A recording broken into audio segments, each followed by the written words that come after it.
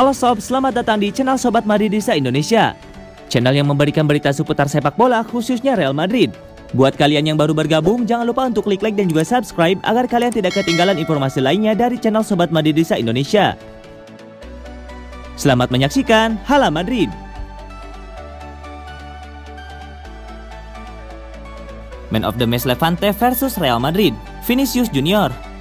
Penyerang Real Madrid Vinicius Junior layak dipilih sebagai Man of the Match di pertandingan lawan Levante Senin 23 Agustus 2021 dini hari waktu Indonesia Barat. Ia bisa mencuri perhatian meski hanya diturunkan sebagai pemain pengganti. Ia baru masuk pada menit ke-59. Vinicius menggantikan Eden Hazard. Ia pun langsung merepotkan pertahanan lawan. Di laga ini Vinicius berhasil mencetak 2 gol. Menurut catatan WhoScored, Vinicius Junior melepaskan 2 tembakan selama di atas lapangan. Keduanya tepat sasaran dan semua berubah gol.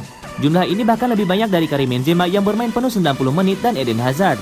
Vinicius juga sempat melepas satu umpan panjang. Namun umpan tersebut gong. Pemain berusia 21 tahun itu juga mencatatkan satu dribble sukses. Ia hanya melepas 10 assist saja. Akurasinya lumayan, yakni 70%. Vinicius Junior memang sebentar di atas lapangan, namun aksinya sudah cukup membuat perbedaan.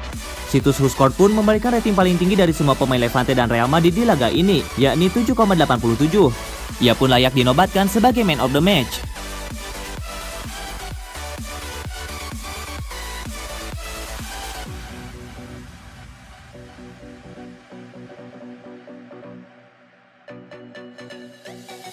Ancelotti akui Madrid punya masalah di lini belakang. Real Madrid menyulitkan diri sendiri dalam duel imbang 3-3 kontra Levante di La Liga 2021-2022, Senin 23 Agustus 2021. Pertandingan berjalan alot bagi pasukan Carlo Ancelotti. Madrid unggul terlebih dahulu tapi balik tertinggal 1-2, nyaris kalah dengan skor 2-3. Beruntung Vinicius Junior bisa mencetak gol balasan ketiga di menit ke-85.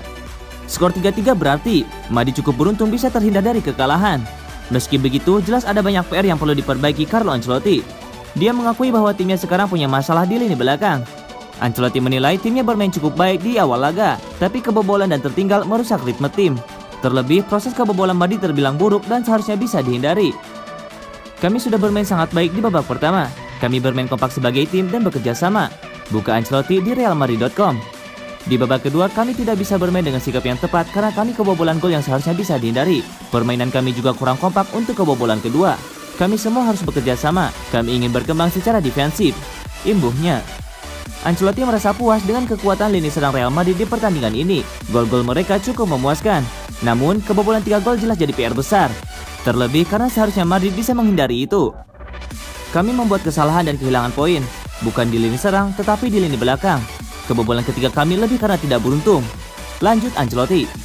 Untuk kebobolan pertama, lini defensif kami tidak pas dan kami berada di out of possession. Untuk kebobolan kedua, situasinya 3 lawan 2. Itu tidak boleh terjadi. Tandasnya.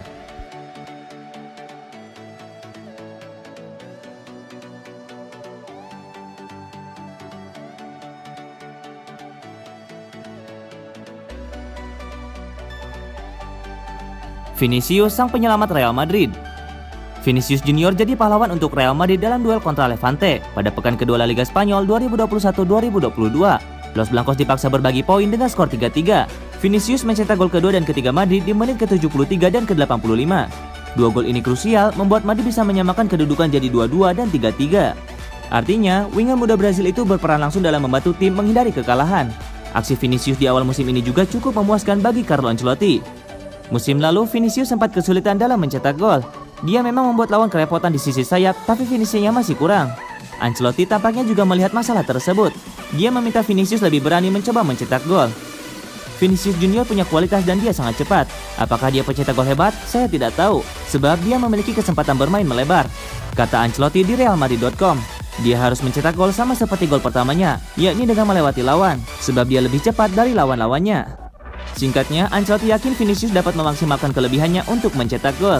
Dia yakin Vinicius akan jadi pemain penting untuk Madrid musim ini, bahkan bersaing jadi starter. Lebih sulit bagi dia ketika berada di kotak penalti, tetapi mengingat kualitasnya, dia bisa mencetak gol dari jarak jauh dan dalam situasi 1 lawan 1.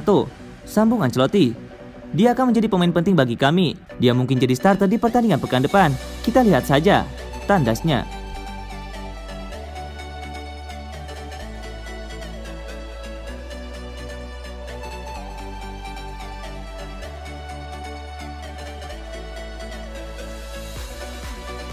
Setelah 578 hari, Gareth Bale akhirnya bikin gol buat Real Madrid. Gareth Bale membawa Real Madrid unggul gol cepat pada menit ke-5 dalam duel kontra Levante. Permainan skuad Ancelotti jelas belum maksimal, tapi setidaknya ada beberapa hal positif termasuk gol Gareth Bale. Menurut Marca, gol Bale ini cukup spesial untuk ukuran pemain yang jarang bermain untuk Los Blancos. Gol ke gawang Levante jadi catatan apik bagi Gareth Bale. Tercatat dia menghentikan puasa gol selama 578 hari untuk Real Madrid. Bale terakhir kali mencetak gol untuk Madrid dalam duel kontra Unionistas di Copa del Rey 22 Januari 2020. Saat itu di musim 2019-2020, Bale hanya mencetak 3 gol untuk Madrid, catatan terburuknya dalam karir untuk Madrid. Dia hanya bermain 6 kali untuk Madrid sejak gol ke gawang Unionistas tersebut dan telah menghabiskan masa pinjaman di Tottenham untuk musim 2021-2022. Bale tampak diuntungkan dengan keputusan Madrid menunjuk Carlo Ancelotti sebagai pelatih. Tampaknya Ancelotti bisa lebih mempercayai Gareth Bale daripada Zinedine Zidane dahulu. Ancelotti juga yakin betul bahwa Bale tidak akan kesulitan untuk mencetak gol musim ini. Bale tidak banyak bermain musim lalu, tapi dia telah mencetak banyak gol. Katanya, musim lalu Bale bisa mencetak 14 gol untuk Tottenham. Tidak buruk. Kini dia menatap era baru di Real Madrid, dan sejauh ini berjalan lancar dengan kesempatan jadi starter di 2 laga pertama.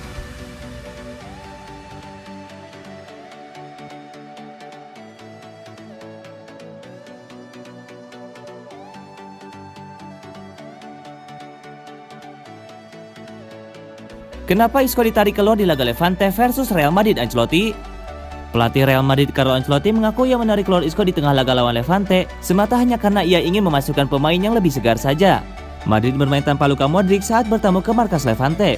Gelandang asal Kroasia itu mengalami cedera. Ancelotti pun akhirnya memainkan Isco. Pemain 29 tahun tersebut ternyata mampu tampil ciamik. Isco membantu Real Madrid unggul di babak pertama. Sayangnya situasi berubah di babak kedua. Hal tersebut membuat Carlo Ancelotti harus beradaptasi dengan taktik Levante. Ia kemudian menarik sejumlah pemain, salah satunya adalah Isco. Keputusan ini disambut dengan kritikan karena dianggap tidak tepat. Carlo Ancelotti akhirnya angkat bicara dan mengatakan ia menarik keluar Isco bukan hanya karena masalah personal, tapi semata hanya karena ingin menjaga agar skuadnya dalam kondisi bugar.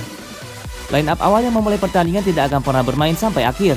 Saya ingin menggunakan 5 pemain pengganti karena saya dapat menempatkan orang yang lebih segar. Tutur Ancelotti seperti dilansir Football Espana. Asensio telah tampil sangat baik untuk saya. Isco, Gareth Bale dan Hazard memiliki permainan yang bagus. Puji Ancelotti.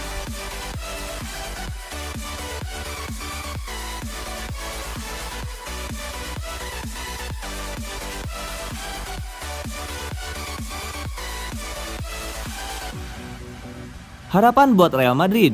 Mbappe kembali tolak kontrak baru dari PSG. Kans Real Madrid untuk mendapatkan Kylian Mbappe semakin besar, terutama dengan adanya isu bahwa sang pemain telah menolak penawaran kontrak baru dari PSG. Madrid sepertinya telah mempersiapkan diri untuk merekrut Mbappe di musim panas ini. Tanda-tandanya adalah aktivitas transfer klub yang minim bahkan sejak tahun 2020 lalu. Ada dugaan bahwa Los Blancos sedang menabung. Perlu dana yang sangat besar untuk membawa pergi Mbappe dari Parc des Princes, sebab PSG sendiri berinvestasi sangat besar untuknya.